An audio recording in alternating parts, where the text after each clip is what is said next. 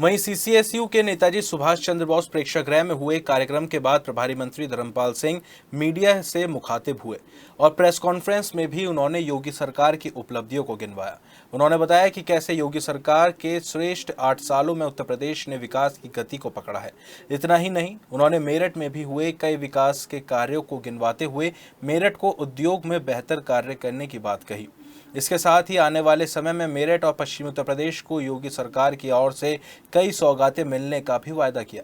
Press conference के दौरान नौचंदी उद्घाटन प्रकरण का सवाल भी उठा तो प्रभारी मंत्री धर्मपाल सिंह ने पहले बात को घुमाने की कोशिश की, लेकिन फिर बाद में बताया कि इस प्रकरण के बाद नौचंदी मेले के नोडल अधिकारी पद से सीडीओ नुपुर गोयल को हटाते हुए नगर आयुक्त सौरभ गंगवार को नोडल अधिकारी बनाया गया है।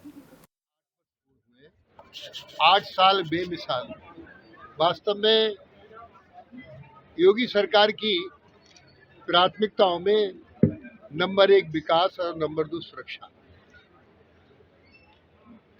सुरक्षा को पहले नंबर पर लिया है। उत्तर प्रदेश में जब व्यक्ति सुरक्षित है तो वो विकास कर लेगा।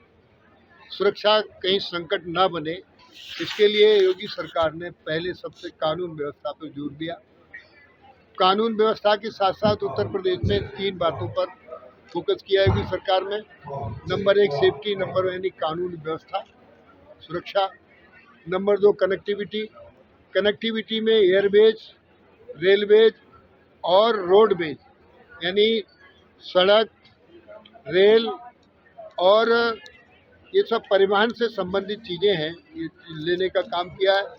पहले उत्तर प्रदेश में एक हाईवे के नाम से जाना जाता था।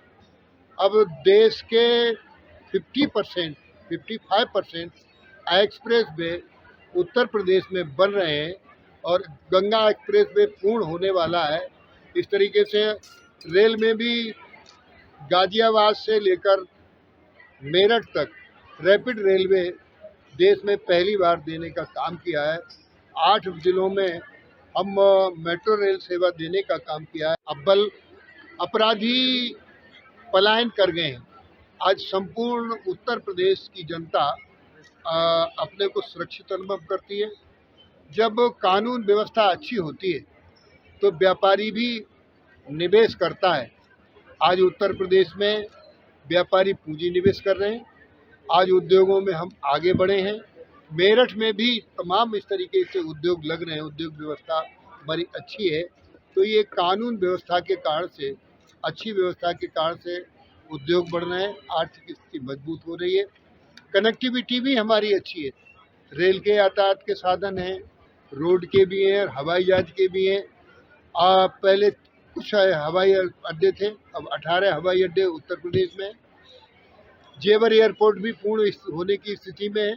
तो इस तरीके से हर स्तर पर, चाहे स्वास्थ्य है, शिक्षा है, सुरक्षा है, स्वच्छ पेयजल है, सफाई है और आवास व्यवस्था है, तमाम इस तरीके से हम आत्मनिर्भर, एक भारत श्रेष्ठ भारत, आत्मनिर्भर भारत, अब उत्तर प्रदेश आत्मनिर्भरता की ओर बढ़ा है। 8 साल में वो काम योगी सरकार ने किए जो नहीं हो पाए। और उत्तर प्रदेश में हम दुग्ध में भी देश में प्रथम स्थान पर है। आज दूध जो है 1,62,000 मीट्रिक टन दूध हम रोज पैदा कर रहे हैं और पशुपालन की में भी उत्तर प्रदेश आगे बढ़ा है।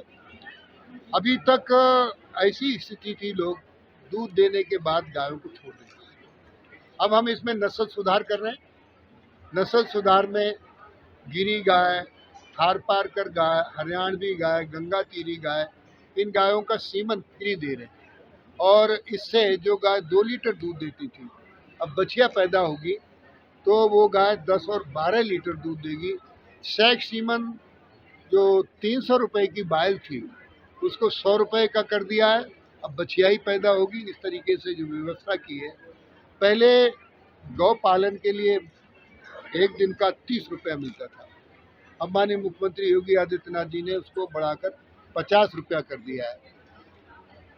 भारत सरकार की एक स्कीम है 200 गायों की, ये 4 करोड़ की है, इसमें 2 करोड़ का अनुदान है।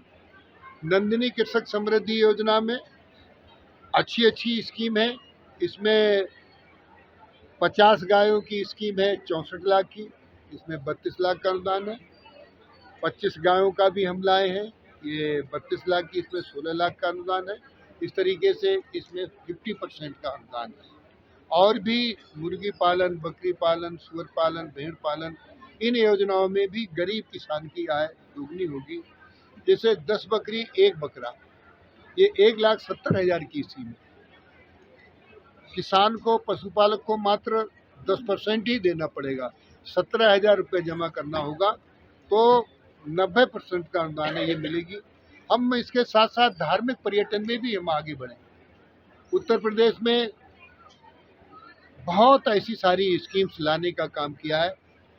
एशिया की जितनी आबादी है उतने 66 करोड़ जनता ने देश और विदेश से, दुनिया से आकर 66 करोड़ लोगों ने प्रयागराज में डुबकी लगाकर पुण्य प्राप्त करने का काम किया है। इससे उत्तर प्रदेश को 3 लाख करोड़ रुपए की आय हुई है। तो इस तरीके से परिपथ, 6 परिपथों का विकास हुआ प्रयागराज से। प्रयागराज से अयोध्या, प्रयागराज से विंध्यवासिनी, प्रयागराज से गोरखपुर, प्रयागराज से चित्रकूट, प्रयागराज से मथुरा। तो इस तरीके से जिन जिन तो जो पर्यटक आए वो इन स्थानों पर जाकर काम किए, दर्शन किए। तो उत्तर प्रदेश में पर्यटन से भी आय हुई और आय से इन नगरों का विकास होने का काम किया है। तो आज उत्तर प्रदेश में योगी सरकार के 8 साल बेमिसाल हुए हैं, इसके बारे में आज यहाँ